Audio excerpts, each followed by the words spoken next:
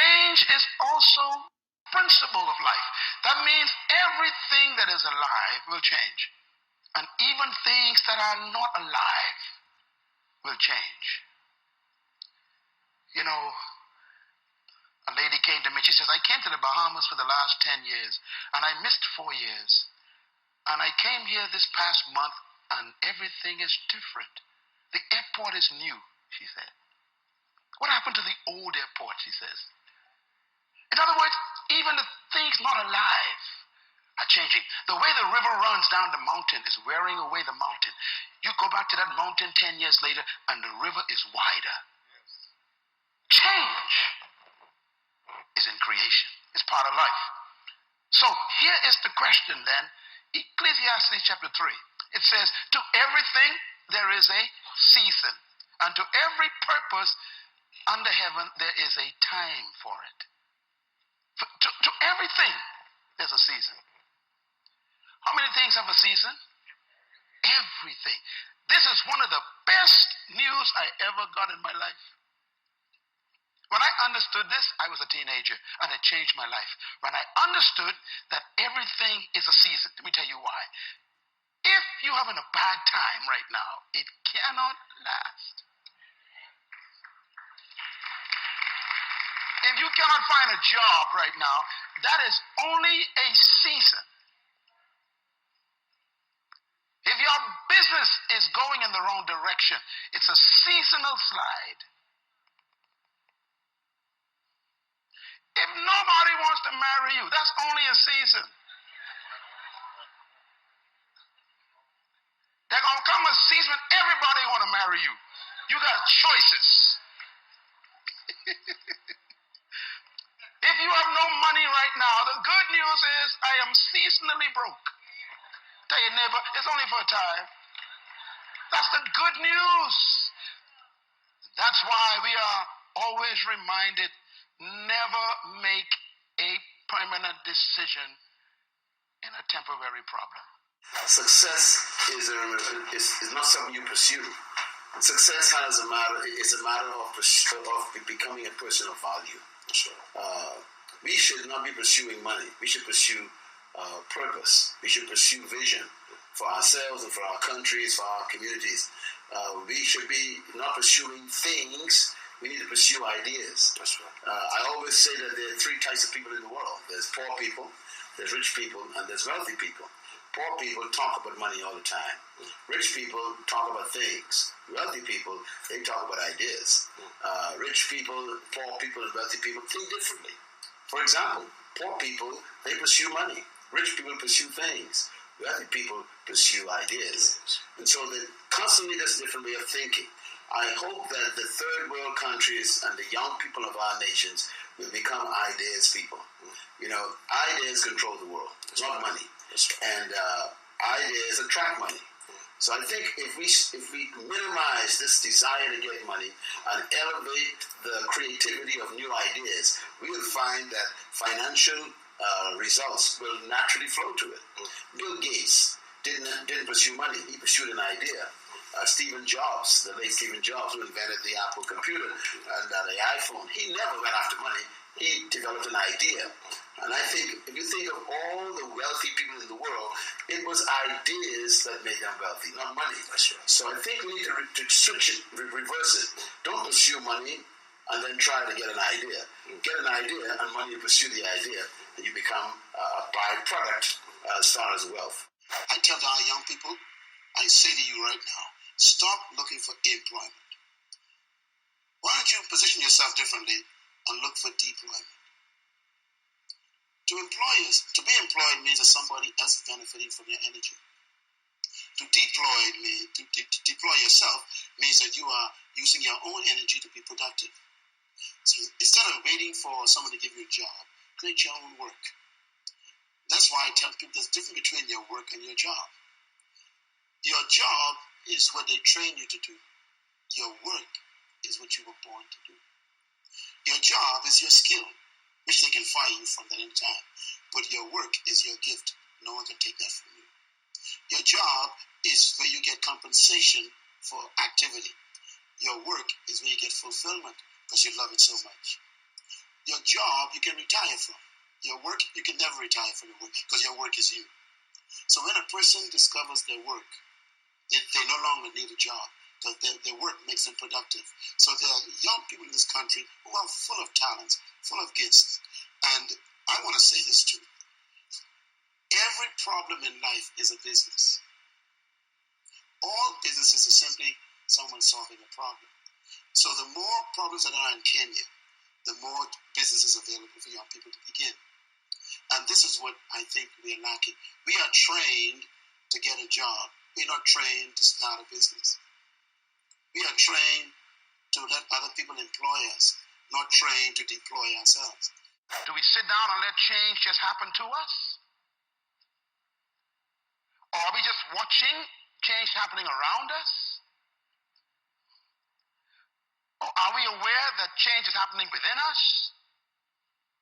Or are we going to be those proactive people who make sure that we affect what happens to us? Change also produces four types of people. They are in this room. First of all, there are people who watch things happen. Now, let me say something about change. This is important here. Not all change is improvement. Imagine, he looked me right in the eye after I poured my heart and soul into building my company, and he said, "You used to weigh 128.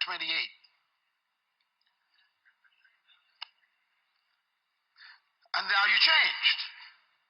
And for some of you, that's not an improvement. You lost your wardrobe. You lost your ability to climb up steps fast. You even lost the quality of health that you had. Change doesn't mean improvement all the time. But the problem is, without change, there can be no improvement. So you have to decide what to do with change. Change will happen. And if you are not careful, it could be destructive. So you have to determine what kind of change do I want in my life. And I want you as a young person, as a mother and a father, as a business person, to think about your company even, or your family, or your educational pursuit. What kind of classes do you want to take in college this year? What kind of grades do you want? What kind of relationships do you want to have in your life? Who do you want to drop and who do you want to pick up in your relationships? What kind of people do you want to associate with? Where do you want to travel that you've never been? What are the books you need to read you never read before? The changes come with choices. So what kind of person are you? We should not try to get everything now. I went to college. I spent 8 years in universities. I have 3 bachelor's degrees, a master's degree, 5 doctorate degrees bestowed upon me by many different universities. And many of my friends that went to school with me in high school, they went straight to jobs. I went to college. They started making money early. I delayed my money making for 5 years. And now, what they make in a year, I probably make in an hour. So, we need to be more focused on developing ourselves rather than trying to grab money now. Focus on self-improvement, self-expansion, rather than trying to get your pocket to expand. Because the more valuable you make yourself, the more value you attract. You will not pay for how hard you work. You pay for what you are worth to the organization. That's right. And the more intellectual development you have, the more spiritual development you have, the more psychological development you have, emotional stability, you become more valuable to the world. And let me say this finally. If you become valuable to the world will pay you to be yourself. That's right. So it's important for you to become a person of value, not to seek value in things. That's right. I get paid for what I know, not for what I do. And I think this is what we need to perceive as being most valuable. Do you know they actually call intellect, they call it capital. Intellectual capital is really a commodity. And so I want to encourage our young people to focus on discovering the purpose for your life, why God created you, and then discover your gifts, and then refine them, develop them, practice them, and then even begin to serve them freely to your community. Develop yourself. And in a short time, you'll discover that people will pursue you. Because when you develop your fruit and you maximize your fruit of your gift in life, just like a tree, trees never bring their fruit to you. Right. They just simply manifest them. You are attracted to the tree. So when you develop your gifts and refine your gifts, you don't need to look for followers. They'll find you. That's right. After all, leadership is not about finding followers. It's about followers being attracted to what you have. And this is true.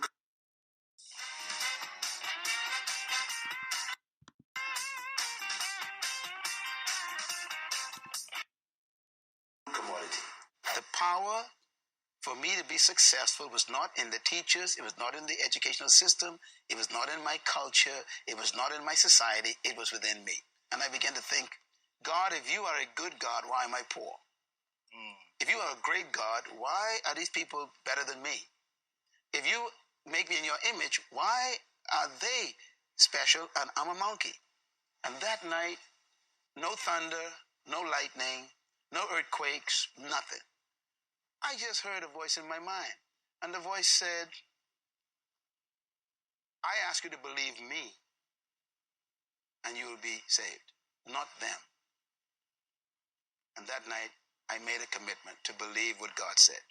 13 years old, I said, okay, I believe that I have the power to experience far beyond all I can ever ask, think, or imagine. 13 years old. And that's when my pursuit of God began. When was it that you realized you wanted to become a preacher?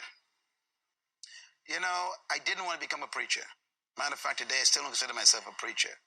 I think it drove me to have a passion to help everybody who's been oppressed. My passion is to make sure that no one should live under what I experienced.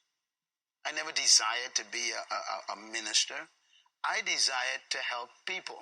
You should never judge your success by other people's accolades.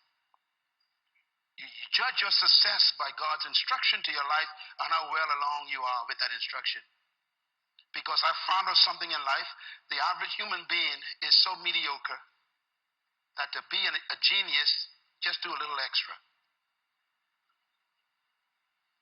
Y'all missed that. People are so normal. To be an expert, just go 1 inch abnormal, and they think you're great. So don't judge your success by the masses, what they think of you. Judge yourself by what God told you to do. Can I put it another way? When experience is your best teacher, then progress is imprisoned. Experience could be a curse. I've been taught by my parents years ago that experience is the best teacher. I don't believe that anymore. Experience could cause you to stop progressing because you keep judging your dreams by your experience or your vision by your experience, and you end up saying, I tried that before, or I never saw anyone do it that way. And you begin to use your experience to stop your progress. This is why God always makes history with young people. Because old people got too much experience. You all remember the story with David and Goliath? The problem with Saul, who was the king, was he had experience. And he tried to put his experience on David. He told David, wear my armor, wear my shield, use my sword. David put it on. David said, this thing is too heavy. And he went out and fought the giant with something the giant never saw before. A sling. How do you fight a rock with a sword? The giant says, what is this thing he's using? The giant is trained, experienced with a sword. So he expected an experienced swordsman to come and fight him. But here comes a little boy with equipment he ain't never seen before. We need some people like that in the 21st century who come with some things that they ain't never seen at the office. Think of some ideas that wreck the whole system. That's why Stephen Jobs will always be in history as a great inventor. He keep defying his own experience. I was reading his watching a documentary on him last 2 weeks ago, and they said that when the iPhone came out, they said to him, "That's it. You the ultimate. This is it." He said, "No." And he came up with this idea about the iPad. And he said the people in the company said it will never work. Why? It's an abnormal size. Either you got a computer or an iPhone. Put it in your pocket or put it in your briefcase. He said, this thing in the middle ain't going to work. He says, look, we're going to make this. Now, the iPad is the most common machinery people use in the world.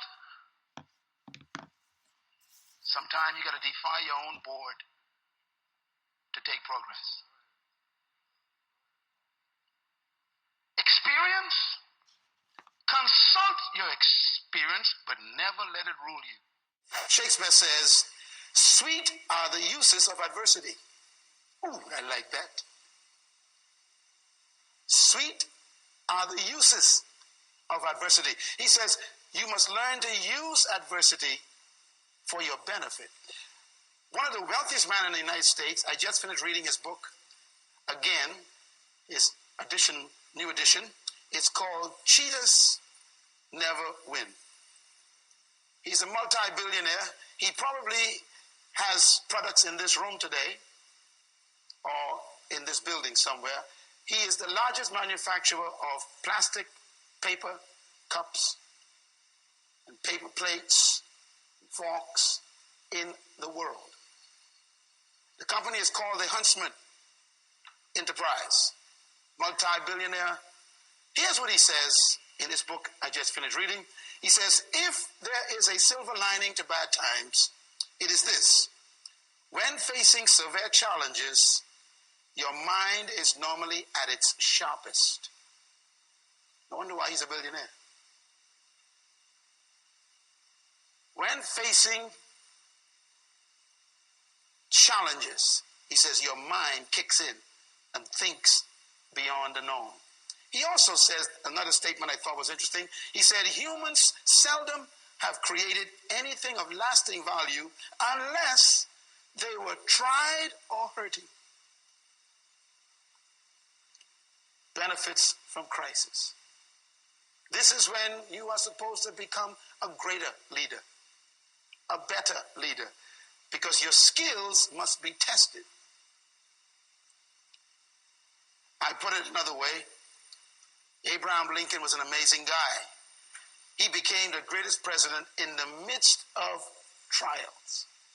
Today, I still am convinced he is the greatest president of the United States in history because he used adversity to create a federation that lasted 300 years and still were working.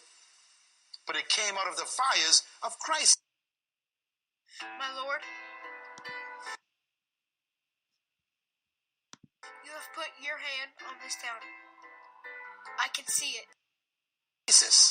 My definition of leadership is very simple yet complicated.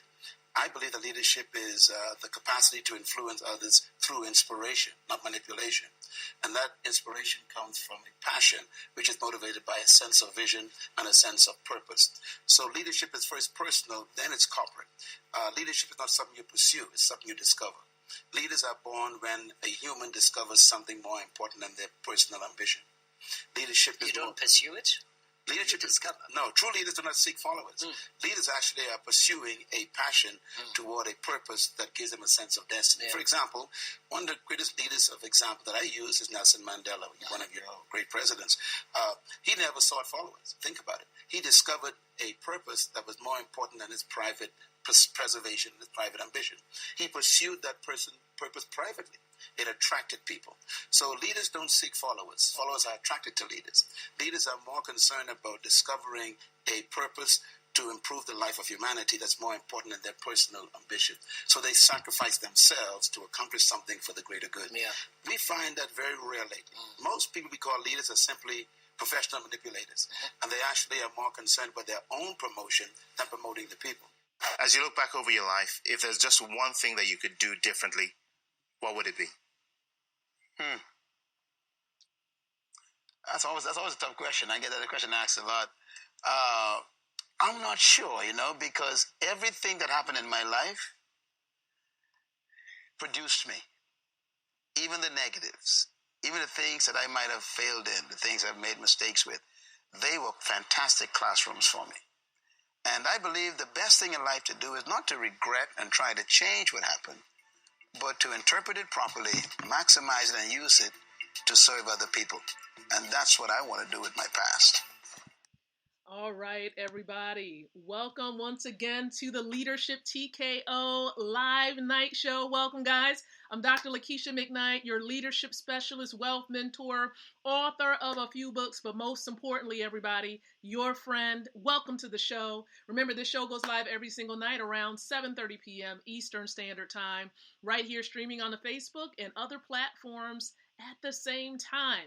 So remember, the purpose of the show is really to empower leaders like yourself with the ability to win from the inside out, growing your influence, your impact, and your income. And I pray that you've enjoyed that clip, that video by Dr. John. Actually, I want to tell you, it's actually Myles Monroe. I'm about to say John Maxwell. I'll talk about John Maxwell a lot, but that's Myles Monroe, the late Myles Monroe.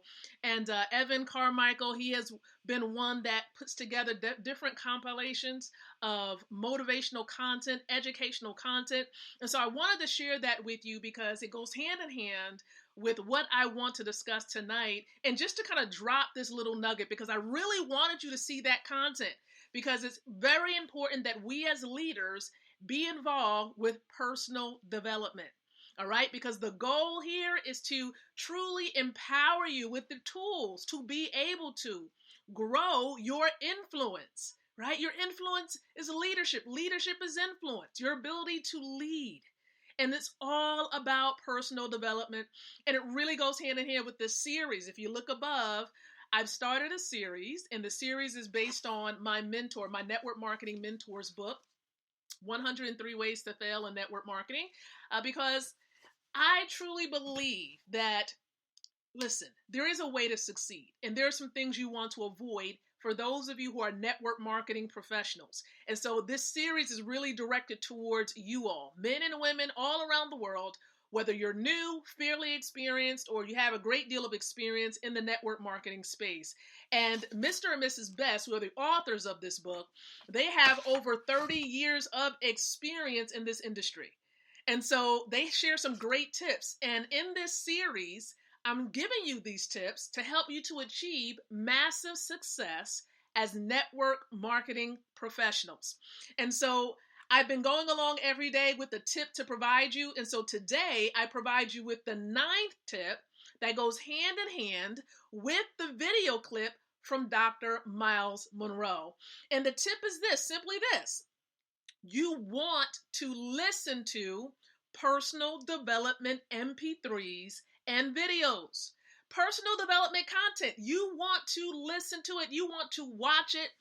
You don't want to avoid it, totally avoid it and omit it from your life. You want to absorb it. You want to take it in. Because I love what my mentors, Mr. Best, Mr. Delco, what they always share with us. And those of you who are part of Wealth Builders Worldwide, you know what I'm about to say. That this industry of network marketing is all about personal development. Okay, it's a personal development vehicle, right? With a compensation plan attached to it. I love that concept because that's exactly what it is. When you come into this space, it's all about getting your feet wet, right? Getting in the trenches, building up yourself as a leader, okay? Shifting that mindset so that you can endure and really persevere and be resilient in this industry. And as a reward, you're compensated for that. You're providing a solution. Okay, you are providing a solution. And on your journey of providing solutions for people, you're developing yourself, okay, and you're being compensated for it. So I love that tip from Mr. Best and Mrs. Best. You want to just submerge yourself, right? Completely submerge yourself in personal development so that you're on the journey to becoming your ideal self, the person that God created you to be. We're all on this journey of becoming. And as a network marketing professional, man, we get to do this together. Okay, we get to develop, we get to grow, we get to build wealth together. For those of you who are part of Wealth Builders Worldwide, we are building wealth. We're helping to enhance people's lives. We're helping people to truly tap into the infinite possibilities of their lives, of people's lives, and the powers of everybody's dream. Okay, we're helping people to never give up. That's what we're doing, right? And so I love this industry now. You know, network marketing is, I believe, the best career industry to be a part of. It's producing millionaires and billionaires around the world. And so I salute every single one of you who are in this space and who have committed yourself to this journey. So I encourage you, tip number 9, a part of this series, you want to really delve into personal development, MP3s and video, because you want to truly develop yourself as a leader in this space. And so I appreciate you all. And listen, for those of you who don't know, I'm happy to wear my Happy Wednesday shirt, right? Miss Missy Shirley, she might be tuning into this particular stream. I wanted to make sure I tagged her so she'll know that I received my shirt. I'm happy to sport my shirt. I'm glad about it. And so I'm also grateful for all of the literature, the books that some of my wealth building family members have authored. And so I'll be sharing more information about a book I did receive in the mail quite recently. So stay tuned for that during one of these series episodes. And so listen, guys, if you're watching this stream and you're like, man, I enjoyed that personal development content. This is something that we as wealth builders, we get just about every day, a part of our power calls. And we are a family. We're building wealth together. The question is, are you building wealth? If you're tuning into this particular stream right now, maybe you're an online marketer, you're an affiliate marketer, you're an entrepreneur. Are you building wealth? Are you putting those dollars to work for you? You have to employ every single dollar that you receive that is outside of your expenses. Put those dollars to work. And that's what we're doing here with Wealth Builders Worldwide. We are helping people to position themselves so that they can get paid instantly 24/7 in Bitcoin and or Ethereum. So if you're watching this and you're like, man, how are people connected to you? How are we getting paid in these assets, Bitcoin and Ethereum? We plugged into a system and we registered for free within this system. And guess what? You have the same opportunity. You can grab the link from someone who shared this video with you. And if you're watching on my timeline, you can type in info below. Okay, type in info below, and I'll make sure that you receive information about this system that can pay you in Bitcoin and Ethereum. And it can happen just like that. So I appreciate you. I thank you once again for tuning into the Leadership TKO live night show on tonight. We'll be back tomorrow night, 7:30 p.m. Eastern Standard Time. And so remember, until then, I encourage you to think, to speak, and to live leadership. Good night, everyone, and God bless.